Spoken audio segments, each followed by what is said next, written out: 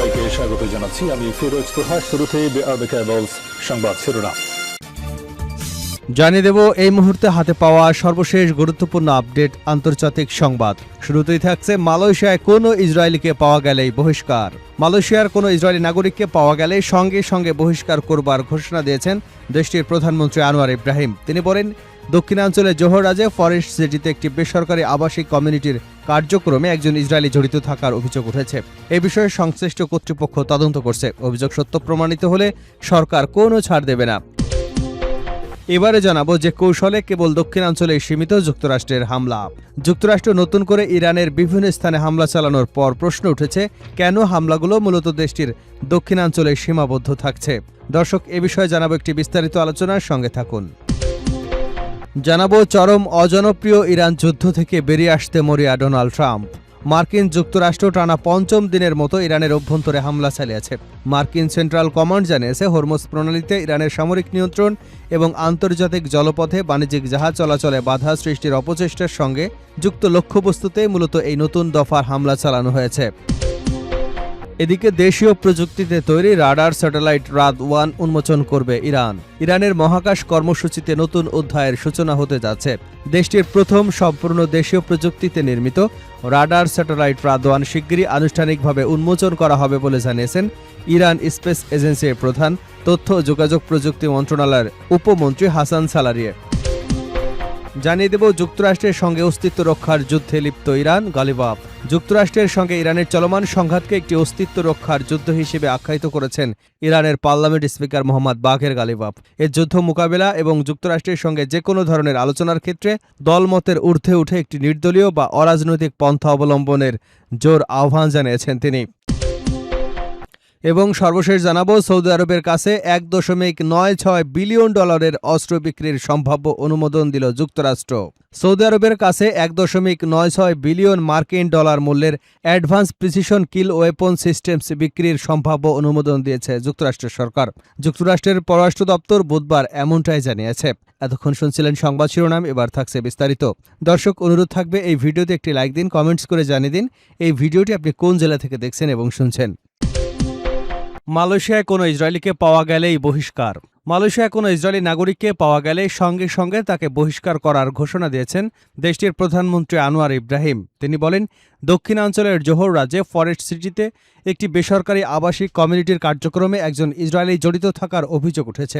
এ বিষয়ে সংশ্লিষ্ট কর্তৃপক্ষ তদন্ত করছে। অভিযোগ সত্য প্রমাণিত হলে সরকার কোনো ছাড় দেবে না। তিনি বলেন, যদি আমরা কোনো ইসরায়েলিকে খুঁজে পাই তাহলে সঙ্গে সঙ্গে তাকে দেশ থেকে বের করে দেব, কারণ আমরা ইসরায়েলকে রাষ্ট্র হিসেবে স্বীকৃতি দেই না।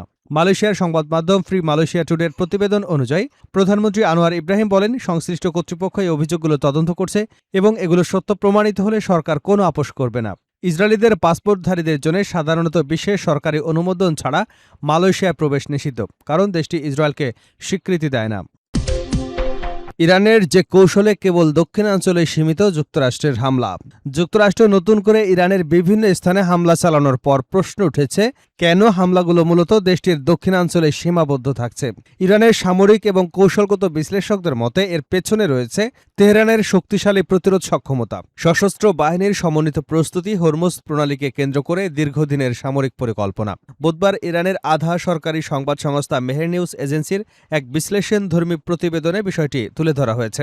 প্রতিবেদনে বলা হয়েছে, যুক্তরাষ্ট্র ইসলামাবাদ সমঝোতার শর্ত ভঙ্গ করে আবারও ইরানের ভূখণ্ডে হামলা চালানোর পর Islamic Revolutionary Guard Corps IRGC Hormuz প্রণালী পুনরায় বন্ধ করবার ঘোষণা দিয়েছে।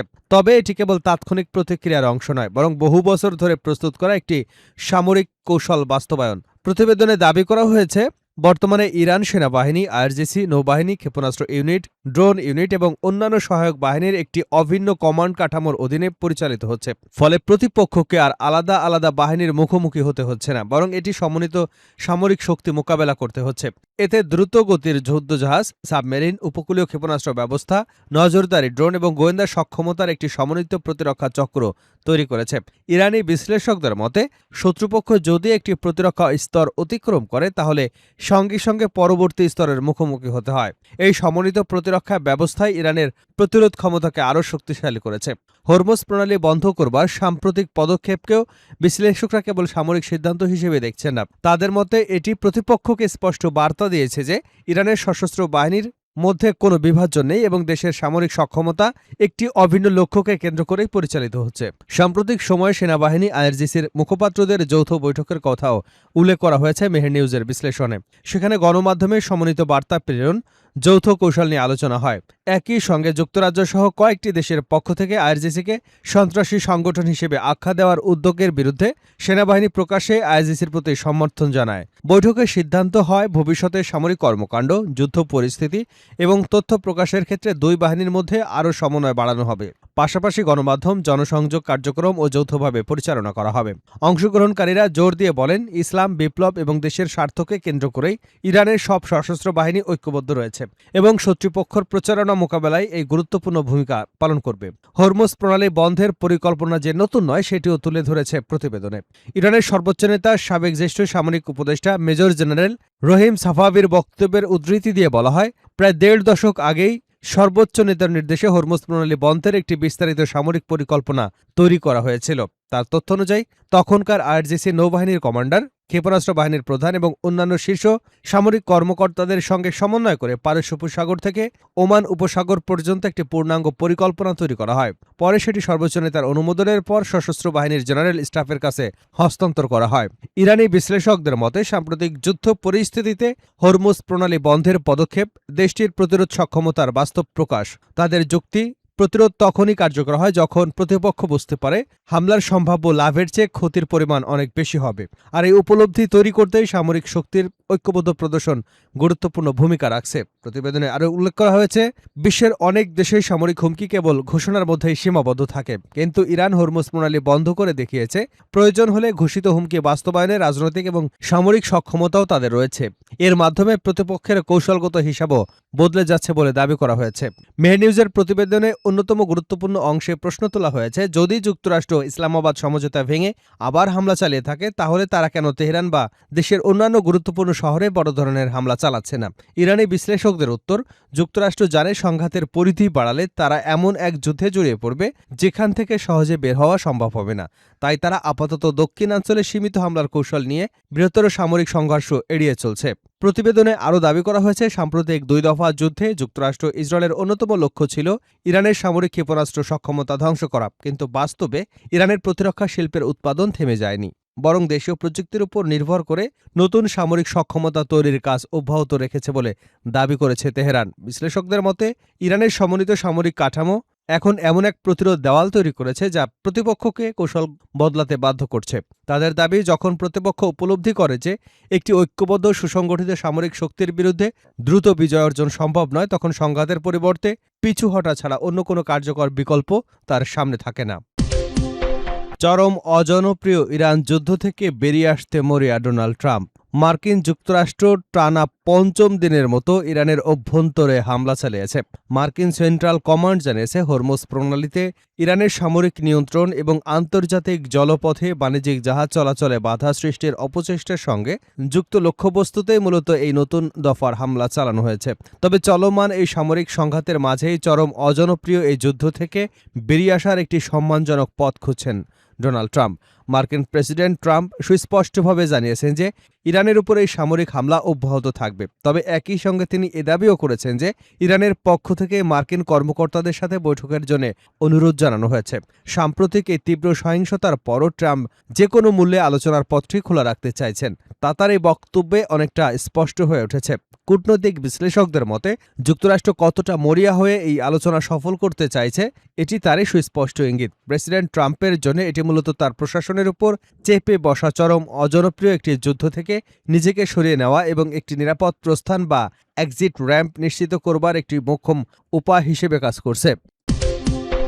দেশীয় প্রযুক্তিতে তৈরি রাডার স্যাটেলাইট রাদ-1 উন্মোচন করবে ইরান। ইরানের মহাকাশ কর্মসূচিতে নতুন অধ্যায়ের সূচনা হতে যাচ্ছে। দেশটির প্রথম সম্পূর্ণ দেশি প্রযুক্তিতে নির্মিত রাডার স্যাটেলাইট রাদ-1 শিগগিরই আনুষ্ঠানিকভাবে উন্মোচন করা হবে বলে জানিয়েছে ইরান স্পেস এজেন্সি এর প্রধান, তথ্য ও যোগাযোগ প্রযুক্তি মন্ত্রণালয়ের উপমন্ত্রী। খবর মেহের নিউজ এজেন্সির। বুধবার দেশটির মহাকাশ কর্মসূচি নিয়ে কথা বলতে গিয়ে সালারিয়ে বলেন, রাদওয়ান ইরানের সবচেয়ে গুরুত্বপূর্ণ মহাকাশ প্রকল্পগুলোর একটি। স্যাটেলাইটটি 2026 সালের শুরুর দিকে উন্মোচনের পরিকল্পনা ছিল। তবে মহাকাশ প্রযুক্তি উন্নয়নের ক্ষেত্রে স্বাভাবিকভাবেই যে ধরনের কারিগরি জটিলতা দেখা দেয়, সে কারণে প্রকল্পটির সময়সূচিতে কিছুটা বিলম্ব হয়েছে। সালারিয়ে বলেন, দেশীয় প্রযুক্তিতে তৈরি প্রথম রাডার স্যাটেলাইট সফল উন্মোচন ইরানের মহাকাশ শিল্পের জন্য একটি গুরুত্বপূর্ণ মাইলফলক হিসেবে বিবেচিত হবে। এদিকে রাদওয়ানের পর আরও উন্নত সংস্করণ রাত্রু তৈরির কাজও ইতিমধ্যে শুরু হয়ে গেছে। নতুন এই রাডার স্যাটেলাইটে আরও উন্নত প্রযুক্তি ব্যবহার করা হবে এবং এর চিত্র ধারণের নির্ভুলতা রাদওয়ানের তুলনায় আরও বেশি হবে বলে জানিয়েছেন তিনি। মহাকাশ খাতে বেসরকারি প্রতিষ্ঠানের অংশগ্রহণও বাড়ছে বলে উল্লেখ করেন ইরান স্পেস এজেন্সির প্রধান। তিনি বলেন, ভবিষ্যতে দেশীয়ভাবে নির্মিত মাইক্রো ও ন্যানো স্যাটেলাইটগুলো আরও উন্নত মানের চিত্র ধারণে সক্ষম হবে। এছাড়া তথ্য ও যোগাযোগ প্রযুক্তি মন্ত্রণালয় স্যাটেলাইট ও ভূতাত্ত্বিক সেবা সম্প্রসারণে অগ্রাধিকার দিচ্ছে বলেও জানান সালারিয়ে। তার মতে, সব প্রযুক্তি ব্যবহার বাড়ানো গেলে দেশে বিভিন্ন খাতে দক্ষতা ও কার্যকারিতা উল্লেখযোগ্যভাবে বৃদ্ধি পাবে।